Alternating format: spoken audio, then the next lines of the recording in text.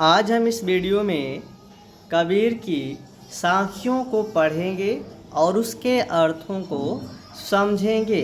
कबीर जो कि आपको पता है कि भक्ति काल के निर्गुण भक्ति शाखा के ज्ञानाश्रयी शाखा के कवि हैं। वह अपने साखियों में लिखते हैं, मान सरोवर सुभर जल हंसा केली कराही, मुक्ता फल मुक्ता चुंगे अब उड़ी अनंत न जाही। इसमें कबीरदास इस पंक्ति में कबीरदास ने व्यक्तियों की तुलना हंस से की है। किससे की है? हंस से की है। व्यक्तियों की तुलना हंस से की है। जिस तरह से हंस मानसरोवर सुभर जल में, मानसरोवर यानी तालाब के सुंदर जल में हंस खेलता है, कराही करता है। हंस क्या करता है?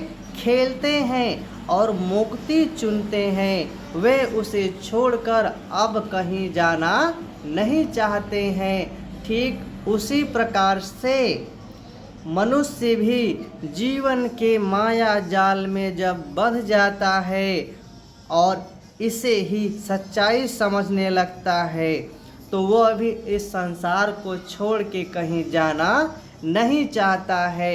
जैसे मानसरोवर में, यानी सरोवर मीन्स तालाब, सुभर मीन्स जल, सुभर मीन्स सुंदर और जल मीन्स पानी होता है। तो जैसे मानसरोवर के सुंदर जल में हंस जो हैं खेलते हैं, क्रियाएं करते हैं, क्रीड़ाएं करते हैं और उसमें मुक्ता फल मुक्ता चुंगे, यानी हंस ही क्या करते हैं? मुक्ता फल के मोतियों को चुनते हैं और इसे वो छोड़कर कहीं जाना नहीं चाहते हैं। इसी प्रकार से मनुष्य भी जब मोह माया में बंध जाता है तो वह इस संसार को छोड़कर जाना नहीं चाहता।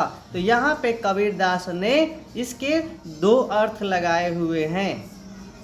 चलिए अगली साखी को हम लोग देखते हैं। अगली साखी है, प्रेमी ढूंढत मैं फिरो प्रेमी मिले न कोई, प्रेमी को प्रेमी मिले सब विष अमृत होय। कबीरदास जी कहते हैं, कबीरदास इस पंक्ति में ईश्वर को प्रेमी बताया है। किसको प्रेमी बताया है? ईश्वर को ही प्रेमी बताया है। अब बात उठती है कि सब कहते हैं कि अभी मैंने कहा कि कबीरदास जो थे वह निर्गुण भक्ति शाखा के कवि थे, यानी वह ईश्वर को नहीं मानते हैं। यहाँ ईश्वर किसको माने हैं? प्रेमी को ही ईश्वर माने हैं। वह निर्गुण भक्ति शाखा के कवि हैं। ईश्वर की उपासना या मूर्ति पूजा का वह विरोध करते हैं। इसीलिए यहाँ पे प्रेमी को क्या मान लिए हैं? ईश्वर मान लिए हैं। प्रेमी ढूंढत मैं फिरो प्रेमी मिले न कोई, अब प्रेमी को प्रेमी मिले सब विष अमृत होय। यहाँ पे ईश्वर को प्रेमी बताया है कबीरदास ने।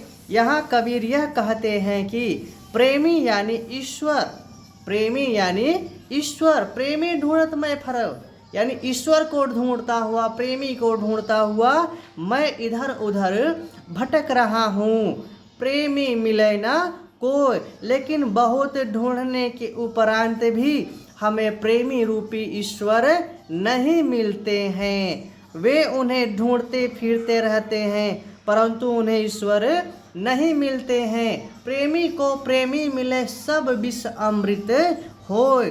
प्रेमी यानी ईश्वर, प्रेमी यानी ईश्वर। दूसरी पंक्ति में कबीरदास कहते हैं कि प्रेमी को प्रेमी मिले, यदि ईश्वर रूपी, प्रेमी रूपी ईश्वर जब मिल जाएंगे ढूंढते ढूंढते तो सब विष अमृत हो जाएगा। क्या हो जाएगा? सब विष अमृत हो जाएगा। यानी दुख जो हमारा है वह सभी सुख में बदल जाएगा जब प्रेमी रूपी ईश्वर हमको मिल जाएंगे। चलिए अगली साखिया में हम देखते हैं कि अगली साखिया में क्या कहते हैं, हस्ती चढ़िए ज्ञान को सहज दुलीचा डारी, स्वान रूप संसार है भूकन दे झखमारी। यहाँ पे अगली साखी में कबीरदास कहते हैं, हस्ती यानी हाथी, हमको ज्ञान रूपी हाथी पर सवार होना चाहिए। कबीरदास जी कहते हैं हस्ती चढ़िए ज्ञान को। अब वह समय आ गया है कि हमें हाथी रूपी हाथी रूपी ज्ञान की क्या करनी चाहिए, हमको ज्ञान रूपी हाथी पर सवार होना चाहिए। सहज दुलीचा डारी, सहज मीन्स साधना रूपी, सहज मीन्स होता है साधना, दुलीचा मीन्स होता है गलीचा। तो सहज यानी साधना रूपी, गलीचा यानी चटाई हमें बिछाना चाहिए।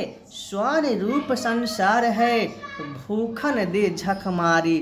श्वान मीन्स होता है कुत्ता, श्वान मीन्स क्या होता है, श्वान मीन्स होता है कुत्ता। संसार की तुलना कबीर दास ने यहाँ कुत्ते से किया है।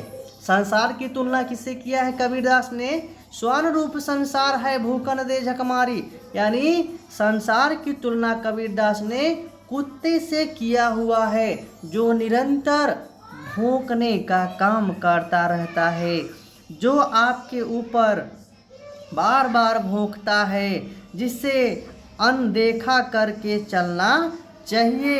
वह स्वयं भौंकते भौंकते थक जाएगा। श्वान रूप संसार है भूखन दे झक मारी, यानी संसार को कबीर दास ने कुत्ते के समान माना है।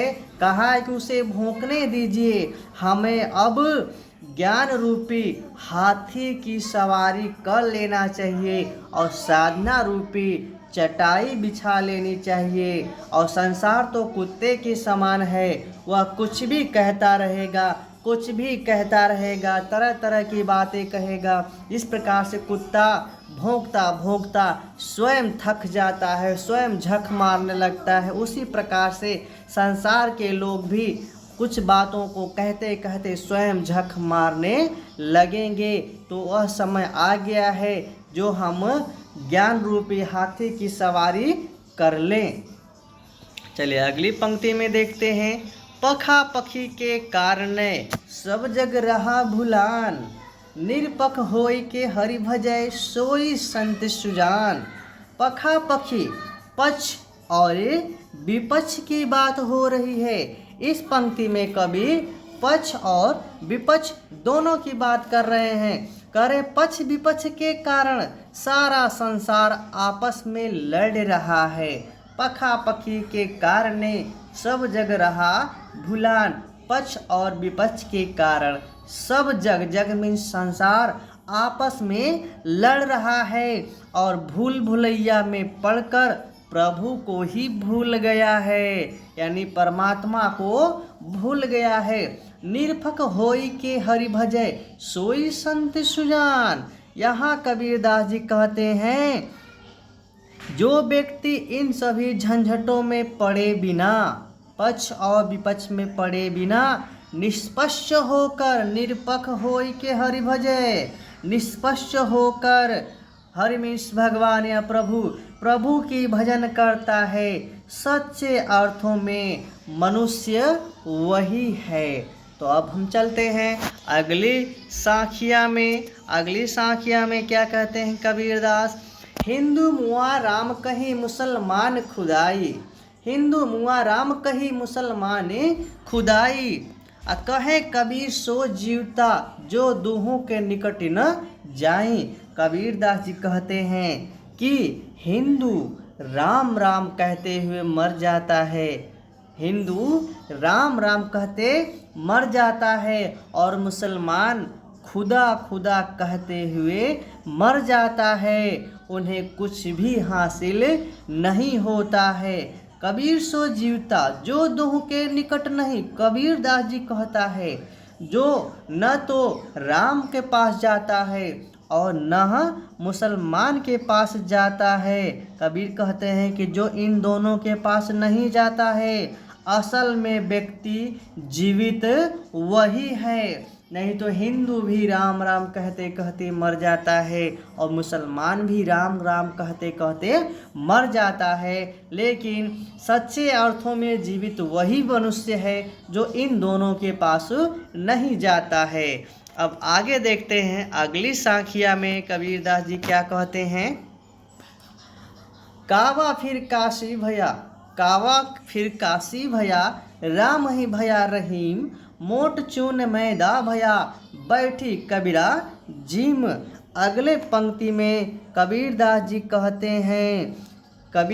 कहते हैं कि आप या तो कावा जाए, आप या तो चाहे तो तुम कावा जाओ या फिर तुम काशी जाओ, राम भजो या रहीम भजो, चाहे तुम राम ही भया चाहे रहीम भया, चाहे तुम राम को भजो चाहे रहीम को भजो, दोनों का अर्थ एक ही समान होता है, दोनों का अर्थ समान ही है। मोट चून मैदा भया, मोट चून मैदा भया, जिस प्रकार गेहूं को पीसने से आटा बन जाता है, मोट चून मैदा भया, मोट में पीसने से गेहूं को हमें क्या मिलता है, आटा मिलता है, और आटा को और अत्यधिक बारीक पीसने से हमें मैदा मिलता है। बैठ कबीरा जी, लेकिन दोनों ही हमें क्या करता है, खाने के ही काम आते हैं। बारीक पीसने से मैदा बन जाता है, परंतु दोनों ही क्या है, खाने योग्य है।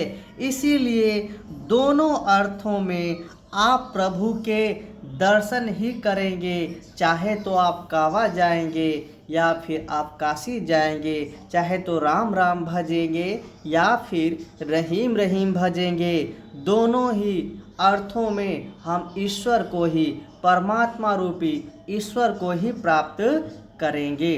तो नेक्स्ट साखियों को हम लोग नेक्स्ट वीडियो में पढ़ते हैं, मिलते हैं नेक्स्ट वीडियो को लेकर बहुत ही जल्द। Okay, thank you.